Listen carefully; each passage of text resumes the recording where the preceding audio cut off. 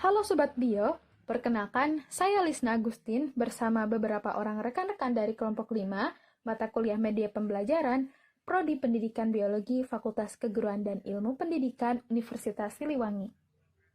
Pada video ini, kita akan membahas mengenai bagaimana sih suatu individu dapat memiliki rupa yang sama dengan orang tuanya, yakni pembahasan mengenai materi genetik dan pewarisan sifat. Sebelum itu, perlu kita ketahui mengenai kompetensi dasar dan indikator yang akan kita pelajari pada video ini. Pernahkah kamu memerhatikan adanya persamaan fisik yang terdapat pada dirimu dan orang tuamu?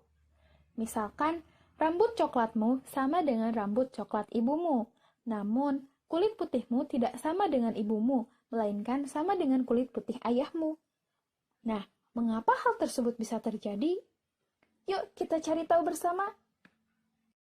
Hal tersebut dapat terjadi dikarenakan adanya faktor yang diturunkan oleh induk atau orang tua kepada keturunannya.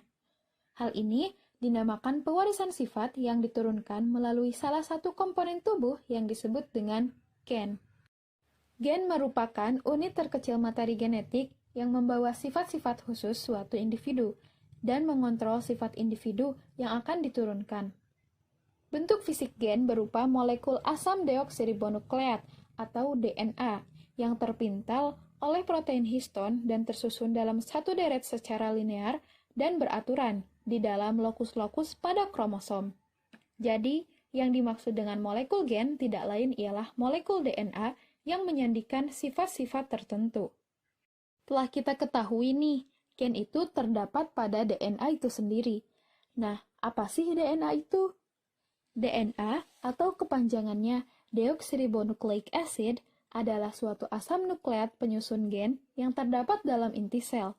Francis Crick dan James Watson pada tahun 1953 menemukan model molekul DNA sebagai suatu struktur heliks beruntai ganda atau yang lebih dikenal dengan double helix. Struktur DNA terdiri dari rangkaian nukleotida yang tersusun atas basa nitrogen, gula pentosa, dan gugus fosfat. Basa nitrogen adalah molekul organik dengan atom nitrogen yang memiliki sifat kimiawi basa. Terdapat dua macam basa nitrogen penyusun DNA, yaitu basa purin yang terdiri atas basa adenin dan basa guanin, serta basa pirimidin yang terdiri atas basa sitosin dan timin.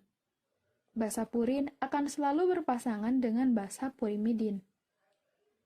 Basa purin adenin akan berikatan dengan basa purimidin timin, dan basa purin guanin akan berikatan dengan basa purimidin sitosin. Komponen penyusun DNA yang selanjutnya adalah gula pentosa. Gula pentosa adalah monosakarida dengan 5 karbon gula ribosa yang kehilangan satu atom oksigen. Gula tersebut melekat pada fosfat dan satu dari basa nitrogen. Gula pentosa pada DNA adalah gula deoksiribosa. Kemudian penyusun selanjutnya adalah gugus fosfat. Gugus fosfat adalah unsur non-organik yang berperan sebagai agen buffer. Basa pada molekul DNA membawa informasi genetik, sedangkan gula dan gugus fosfat merupakan peranan struktural bagi DNA. Selain itu, DNA dapat menggandakan jumlahnya sendiri atau disebut dengan proses replikasi DNA yang akan berfungsi pula pada proses sintesa protein. Asam nukleat selain DNA ialah RNA atau ribonucleic acid yang merupakan makromolekul polinukleotida berupa rantai tunggal atau tidak berpilin. RNA terbentuk dari transkripsi fragmen-fragmen DNA yang banyak ditemukan di sitoplasma dan ribosom. RNA tersusun atas ribuan ribonukleotida yang terdiri dari 3 komponen, yaitu gugus fosfat, gula ribosa, dan basa nitrogen.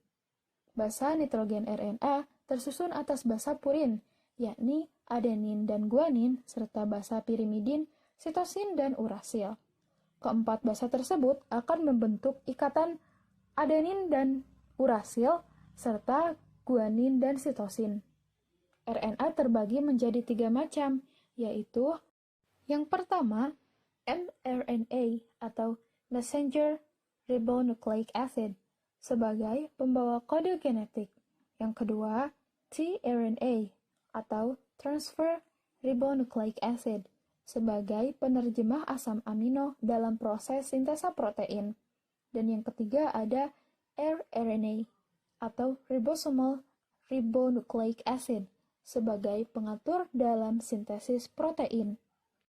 Adapun beberapa perbedaan DNA dan RNA yang dapat kita ketahui dari penjelasan sebelumnya, yakni perbedaan tersebut terletak pada pertama, komposisi gula pentosa yang dibawa. DNA membawa gula deoksiribosa, sedangkan RNA membawa gula ribosa dengan gugus OH lebih banyak daripada deoksiribosa. Yang kedua, terletak pada bentuknya. DNA memiliki bentuk double helix yang artinya molekul yang berpasangan, sedangkan RNA hanya single strand yang merupakan tidak memiliki pasangan. Kemudian perbedaan yang ketiga terletak pada penyusun basa nitrogennya, yakni pada DNA basa pirimidin terdiri dari timin dan sitosin, sedangkan pada RNA basa pirimidin terdiri dari urasil atau sitosin. Kemudian, selain itu, letaknya pun berbeda. DNA sebagian besar terletak pada inti sel berupa struktur padat yang dinamakan kromosom, dan sejumlah kecil ditemukan pada mitokondria. Fungsi dari DNA ini sebagai penyimpan dan pemindah informasi genetik yang khas. Sementara itu, RNA pada virus bertanggung jawab sebagai pembawa informasi genetik. Namun, pada tubuh manusia umumnya berfungsi sebagai pembawa dan penerjemah kode genetik untuk pembentukan atau sintesis protein dalam sel. Materi genetik selanjutnya ialah kromosom.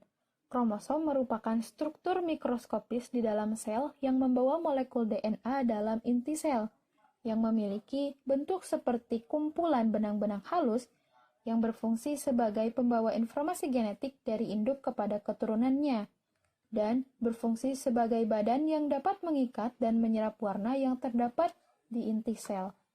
Sesuai dengan kata asalnya, dalam bahasa Latin yang terdiri dari chroma yang artinya warna dan soma yang berarti badan.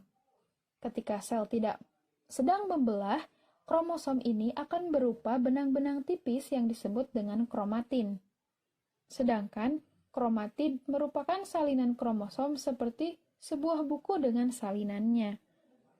Di dalam kromosom tersebut terdapat puluhan sampai jutaan gen yang merupakan informasi genetik. Jumlah kromosom yang dimiliki tiap spesies makhluk hidup sangatlah bervariasi. Namun meskipun demikian, jumlah kromosom yang dimiliki akan selalu tetap dan dalam bentuk yang saling berpasangan.